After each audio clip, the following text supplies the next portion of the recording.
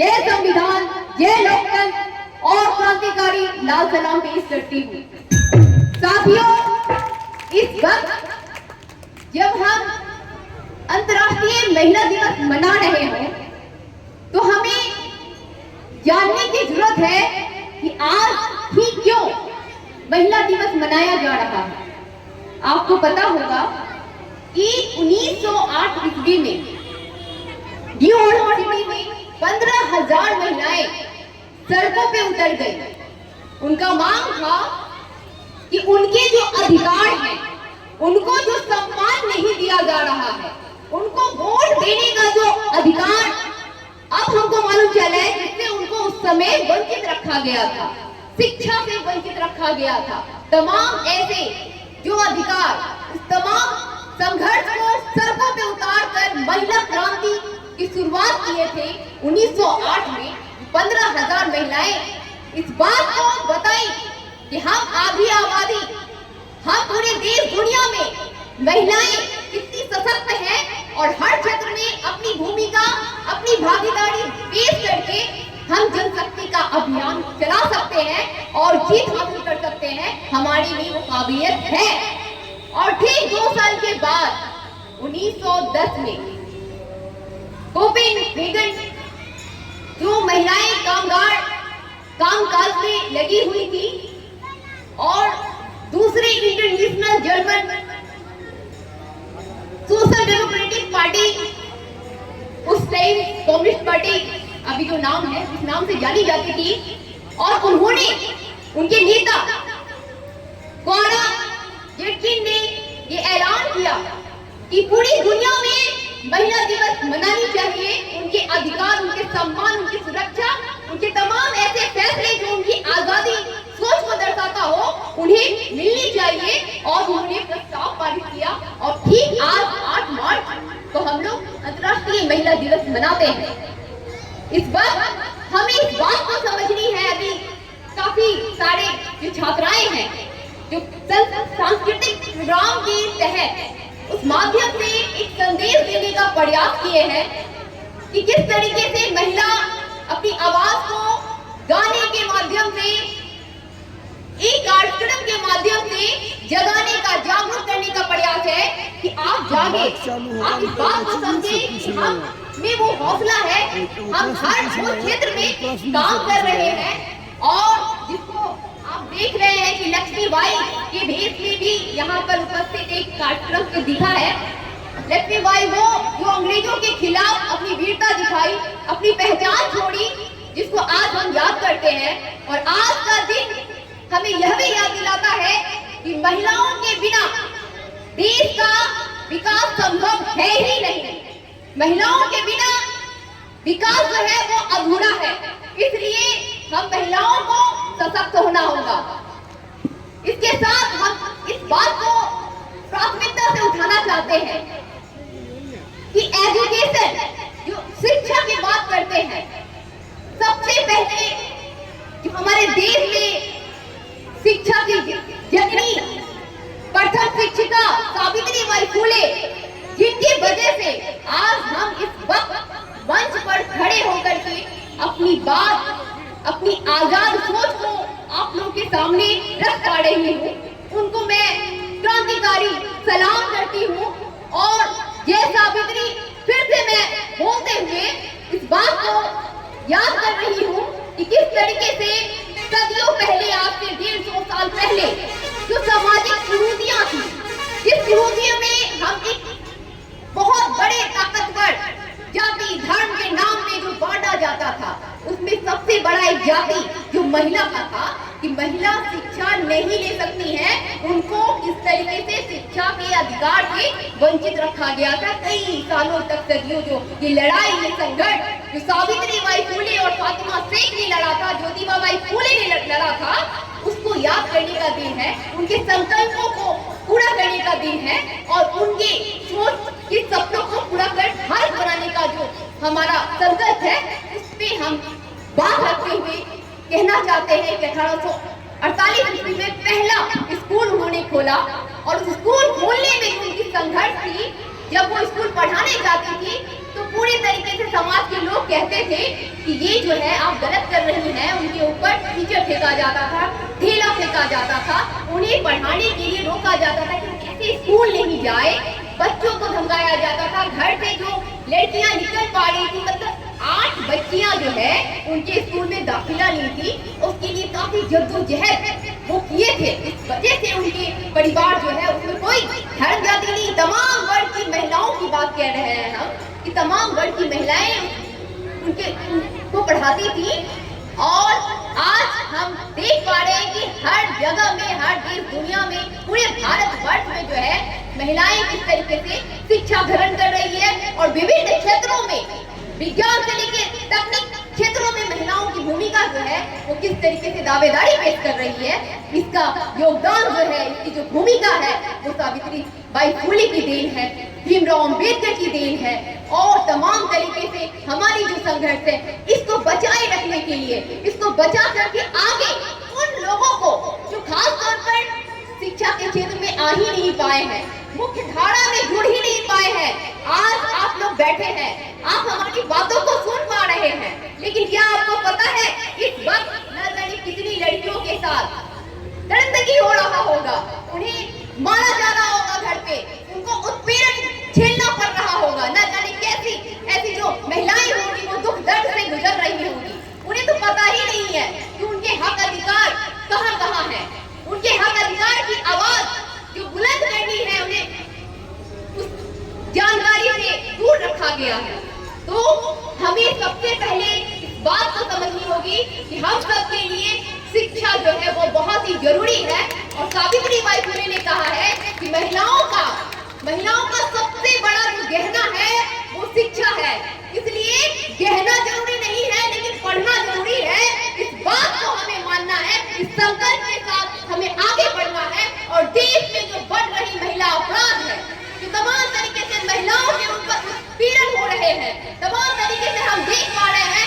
हम छात्र संगठन आइसा के प्रदेश अध्यक्ष हैं और बिहार भर के तमाम यूनिवर्सिटी है, तमाम यूनिवर्सिटी में जो तांडव है, हम उस तांडव से लड़ाई कर रहे हैं, संघर्ष कर रहे हैं, उनके हक अधिकार की आवाज उठा रहे हैं कैंपसों के भीतर में। लेकिन देख पा रहे हैं किस तरीके से उस आवाजों को कुचला जा रहा है। हाल ही में आप लोग को पता होगा बिहार का, क्योंकि बेटी की बात है, बेटी पढ़ाओ बेटी बचाओ की बात है, तो मुझे ऐसा लगता है कि इस मंच पे इस बात को बिल्कुल रखनी चाहिए कि पटना के भीतर में आप जानते हैं कि हमारी बेटी, जहानाबाद की बेटी गायत्री, जो डॉक्टर बनने का सपना लिए शंभू हॉस्टल में पढ़ रही थी, रह करके अपनी तैयारी कर रही थी, लेकिन उसकी संदिग्ध हत्या कर दी जाती है। ये कौन लोग हैं, ये कौन लोग हैं, उनकी मानसिकता क्या कहती है, किस तरीके से वो तमाम अपराध को अंजाम दे रहे हैं। और सरकार और प्रशासन अपराधियों को पकड़ने में बिल्कुल असक्षम है। वो बिल्कुल प्रशासनिक जो लापरवाही है वो साफ साफ दिख रहा है। सीबीआई तक जांच लग गया लेकिन अभी तक अपराधी को पकड़ नहीं पाई है। ये हमारी सिस्टमैटिक मैकेनिज्म जो है, जो चलाया जा रहा है, उसमें बिहार की बेटी कैसे बढ़ेगी, कैसे पढ़ेगी, कैसे आगे बढ़ेगी और सशक्त बनेगी और तमाम सपनों को पूरा करेगी, ये एक सवाल पैदा करता है। इस सवाल के लिए हम लोग को लड़ना है और तमाम तरीके से आपकी जो सोच है शिक्षा को करने की, उच्च शिक्षा में जाने की, उच्च शिक्षा से बेहतर जीवन, बेहतर भविष्य बनाने की और अपने सपनों को पूरा करने की, उसमें जो रुकावट होगी उसके लिए आपको लड़ना पड़ेगा। आपको लड़ना पड़ेगा अपने घर से कि पिताजी भैया के पास तो ठीक है, आप भैया को बाहर भेज रहे हैं पढ़ाने के लिए, मेरे छोटे भाई को भेज रहे हैं बाहर पढ़ाने के लिए, लेकिन मैं भी पढ़ना चाहती हूँ और मैं भी बाहर जाके पढ़ना चाहती हूँ। और इस बात के लिए लड़ना पड़ेगा, क्यों नहीं, हम भी लड़े हैं, अपने परिवार से लड़े हैं, बोले कि हम जाएंगे तो इस बात उस सम्मान के साथ हम बाहर निकलेंगे, अपने सपनों को पूरा करेंगे। वो लड़ाई जो है आपके घर से शुरू होती है, लेकिन ज्यादा गुस्से में नहीं करना है, समझदारी के साथ, प्रेम के साथ, स्वभाव के साथ, माता पिता का जो प्रेम होता है बच्चों के साथ, वो प्रेम के साथ हमें जाना है, बात करना है और एक विश्वास के साथ हमें उन्हें जताना है कि आपके विश्वास को हम नहीं तोड़ेंगे और बिल्कुल हम जाएंगे तो पढ़ करके डॉक्टर, इंजीनियरिंग और तमाम तरीके से ऐसे बड़े बड़े प्रतिस्पर्धा वाली परीक्षाओं की जो तैयारी होती है वो करके हम अपने सपनों को पूरा करेंगे। तो साथियों, जो चीजें हैं, जो वक्त है, उसमें बहुत बड़ा एक हमला जो है वो महिला सुरक्षा पे भी है।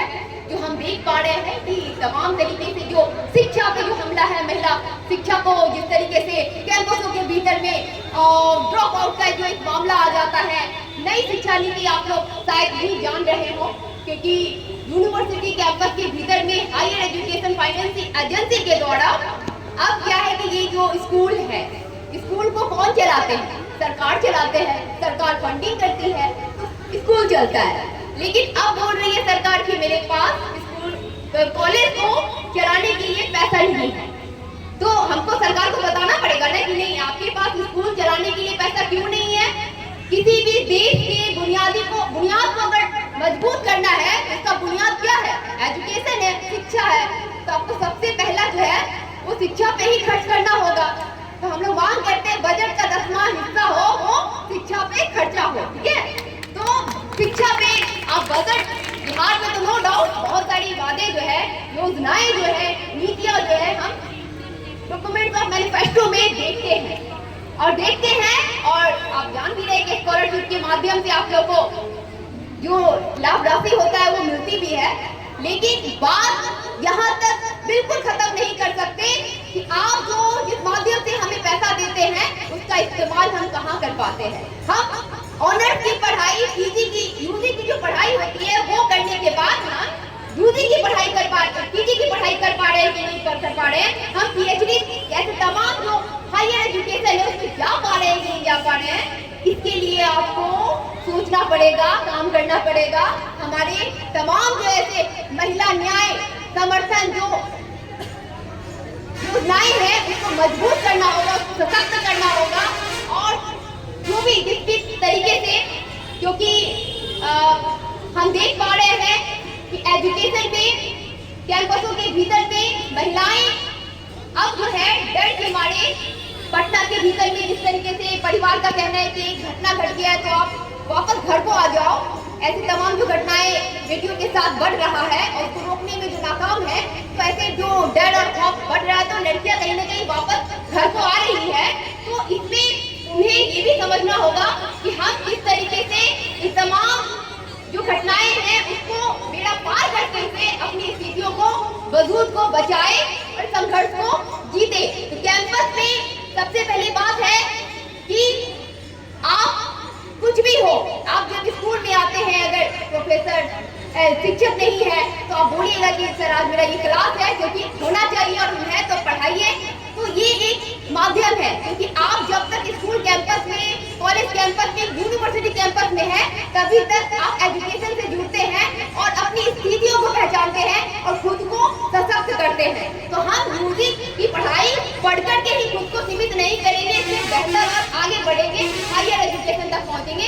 ये मेरा एक संकल्प आप सभी का होना चाहिए। साथ ही ये बोलना चाह रहे साथी, जब नीट का क्योंकि अभी हम जिक्र किए हैं थोड़ी देर पहले, तो ये गायत्री जिसकी हत्या कर दी गई है और तमाम जो लापरवाहियां दिख रही है, तो आयशा ने मगध जोन में यात्रा निकाले थे, न्याय बेटी बचाओ न्याय यात्रा के माध्यम से हम लोग लड़कियों से मिले थे और लड़कियों से हम लोग बात किए। बात करने के दरमियान उन्होंने बताया कि हाँ, हम कॉलेज में जो है जाने के लिए काफी दूर है, डिस्ट्रिक्ट तक चेंज हो जा रहे हैं, मतलब कि प्रखंड में कॉलेज नहीं है। तो बहुत 512 प्रखंड है, कहीं ऐसे प्रखंड में, हर प्रखंड में कॉलेज नहीं है। तो हम लोग कॉलेज का मांग करते हैं कि अगर हम घर से निकले, अपने प्रखंड में कॉलेज होगा तभी तो हम हायर एजुकेशन पढ़ पाएंगे। नहीं तो परिवार बोलते हैं कि नहीं अब तो हो गया, पढ़ाई की ट्वेल्थ हो गया और ये आप अगले डिस्ट्रिक्ट में जाइएगा, हम आपको अलाउ नहीं करते हैं, तो वो पढ़ाई रुक जाता है। तो प्रखंड में आप लोग इस बात को मांगिए कि अगर आपके प्रखंड में कॉलेज नहीं है तो कॉलेज होना चाहिए, क्योंकि ये सरकार के मैनिफेस्टो में है लेकिन अब तक काम नहीं हुआ है। एजुकेशन को मजबूत करने के लिए हमको सरकार को बोलना पड़ेगा, उनके मैनिफेस्टो को याद दिलाना होगा और यही हमारी एजुकेशन है, यही हमारी सीख है। हम इसीलिए पढ़ रहे हैं, जो हम पढ़ रहे हैं तभी हम जाने हैं, तो फिर हम चाहेंगे कि जो नहीं जान रहे उनको भी बताए और जो एजुकेशन से नहीं जुड़ पाए उनको मुख्य धारा में कैसे हम जोड़े। ये आपका असली शिक्षा होना चाहिए, यही आपकी एक मेहनत कर जो संघर्ष मेधावी छात्राएं हैं उनका जीवन भविष्य हो सके बनेगा।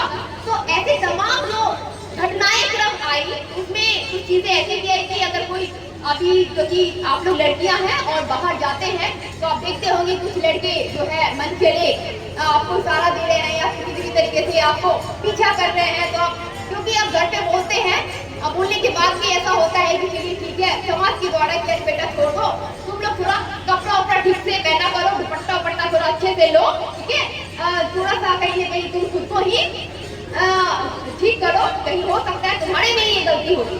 तो ये स्थिति जो है समाज के भीतर में जो हम समझ पा रहे हैं। तो हमें ऐसा है कि उन्हें ये बताना चाहिए कि 3 साल की जो बच्ची है, 4 साल की जो बच्ची है उनका कौन सा ड्रेस होना चाहिए। क्या उन्हें भी साड़ी पहना दे हम लोग, क्या उन्हें भी हम लोग सूट सलवार पहना दे, तो उनके साथ गलत हो जाता है। तो ये प्रवृत्ति जो है, ये जो घटनाक्रम, ये मानसिकता जो जन्म ले रहा है, जो महिलाओं को आगे बढ़ने से रोक रहा है, हमें इस बात पे बात करनी होगी कि क्यों आखिर महिलाएं बढ़ रही है, मुट्ठी भर महिलाएं जो बढ़ रही है वो क्यों वापस घर को आ रही है, इस बात में हमको सोचना पड़ेगा। और बिहार में केवल 3% डॉक्टर है और हम 2 नीट छात्रा जो है गायत्री और अनामिका को खो दिए हैं। तो हमारे बिहार की बेटी कैसे डॉक्टर बनेगी? पटना में रह रही है, बिहार में पटना जैसे महानगर में जाकर के पढ़ाई कर रही है और वहाँ पे तमाम सरकार के जो है बड़े नेतागण जो है वहाँ पर उपस्थित है और वहाँ पे ऐसी घटनाएं हो जाना, सरकार को जवाबदेही तो बनना पड़ेगा, प्रशासन को जवाबदेही तो बनना पड़ेगा। तो ये लड़ाई है, ये संघर्ष है जो आपको हम सबको मिलकर लड़नी है। इस बात को जानना है कि हमारे हक अधिकार कहाँ है, तभी हम अपने आप को सशक्त कर पाएंगे। आपके आंखों में वो चमक होना चाहिए जिस चमक को देखते ही सामने वाले की रूह कांप जाए कि नहीं भाई इनसे थोड़ा दूरी बना लो। तो आप में वो ताकत होनी चाहिए, आपको बिल्कुल नहीं खिसकते हुए या डरे हुए चलना है। आप बिल्कुल बिंदास चलिए, बिंदास एकदम देखिए, बिंदास बात कीजिए। आपको डर के नहीं चलना है कि ये मेरे समाज के लोग हैं तो हमको थोड़ा सा झुक के चल जाए, थोड़ा दुपट्टा, ये बिल्कुल नहीं। वो समाज के लोग आपके अपने लोग हैं, भाई है, अंकल है, मम्मी अंकल होंगे, मम्मी पापा परिवार के लोग हैं ना। तो आप अपने घर परिवार के साथ में खुल के नहीं बात कीजिएगा। समाज के जो लोग हैं उनके सामने आप बेहिचक नहीं चलिएगा, एकदम बेबाकी से बात नहीं कीजिएगा। तो आप कैसे खुद को डेवलप कीजिएगा? तो हमें घर से हर एक कदम पे खुद को मजबूत बनाते हुए आगे बढ़ना है। आप जान रहे हैं तमाम ऐसे जो महानायक जो है, महापुरुष जो है, जिनके योगदान है, जो आज हम एकत्रित होकर के तमाम तरीके से एक संघर्ष की बात करते हैं, आजाद सोच की बात करते हैं, महिला सशक्तिकरण की बात करते हैं। और इसी के साथ नारी महाशक्ति मंच जो आप देख पा रहे हैं, मुझे बहुत ही बेहद ही बहुत अच्छा लग रहा है कि इस तरीके से सोच रखते हुए जो हौसला कायम किए हैं, तो पहले काफी सालों से हम देख पा रहे हैं कि इनसे मेरी बात हुई है सर से, और जिस तरीके से इन्होंने हमसे बात करते हुए महिलाओं के न्याय की बात करते हैं, महिलाओं की सुरक्षा की बात करते हैं, महिलाओं को सम्मान देने की बात करते हैं, महिलाओं को बढ़ाने के लिए बात करते हैं। तो ये अच्छा लगता है कि कुछ लोग हैं जो जागरूक बुद्धिजीवी हैं, कि जागरूक हो रहे हैं, बात के लिए आगे अपनी पहलकदमी ले रहे हैं और एक संघर्ष के माध्यम से आप लोगों को जागरूक कर रहे हैं, अवेयरनेस कर रहे हैं और एकजुटता के साथ जोड़ने का काम कर रहे हैं। तो ये एक बहुत ही बेहद ही अच्छी बात है और हम बधाई देना चाहते हैं आप सभी को इस मंच के माध्यम से भी कि सर लक्ष्मी उर्फ लखनधारी जी काफी मेहनत करके जो भी तरीके से आज के कार्यक्रम में खासतौर पर हम देख पा रहे हैं कि आप लोग की उपस्थिति और जिस तरीके से एक सजा धजा टाइप से एकदम जो कार्यक्रम को पूरी तरीके से सफल बनाए हैं, उसके लिए बहुत बहुत बधाई देना चाहते हैं और धन्यवाद भी पेश करना चाहते हैं कि आप मुझे इस मंच के लिए बुलाए और जो भी तरीके से हम नारी महाशक्ति मंच को देख रहे हैं, तो आगे जो हमारी रणनीति होनी चाहिए, ये जो लैंगिक समानता है, लैंगिक जो भेदभाव है, वो लैंगिक समानता में कैसे बदले और महिलाओं को बराबरी का हकदार कैसे बनाया जाए, हम महिलाओं को उनकी आवाज में कैसे बुलंद उनकी स्थितियों में लेके जाए, वो अपने हकाधिकार को समझ पाए कि आपकी तमाम तरीके से जो एक लड़ाई है, एक संघर्ष है वो घर से लेकर के शिक्षा से जुड़ता है, और शिक्षा से जुड़ करके आपके फिर एक परिवार में जाता है, और उस परिवार में जा करके आप एक तमाम तरीके से अपनी सोच को जन्म दे पाते हैं। जो सोच जन्म देता है वो एक महिला, एक समाज को, एक परिवार को, एक देश को सशक्त बनाता है। तो आपकी सोच एजुकेशन से जुड़ते हुए तमाम तरीके से महिलाओं के लिए, महिलाओं को सशक्त बनाने में होना चाहिए। और इसी के साथ क्योंकि काफी समय मुझे लग रहा है और बोलने के लिए तो काफी सारे शब्द हैं, लेकिन इसी की बात समाप्त करते हुए मैं फिर से आप सभी साथियों को, वीडियो को जो मेरी आवाज सुन पा रहे हैं, और खासतौर पर मीडिया बंधुओं को मैं, हम भी 3 क्वेश्चन आपसे करेंगे और उसका जवाब देना पड़ेगा। हाँ बोल लीजिए, आप बोल लीजिए। आप सभी को धन्यवाद। इतनी सी बात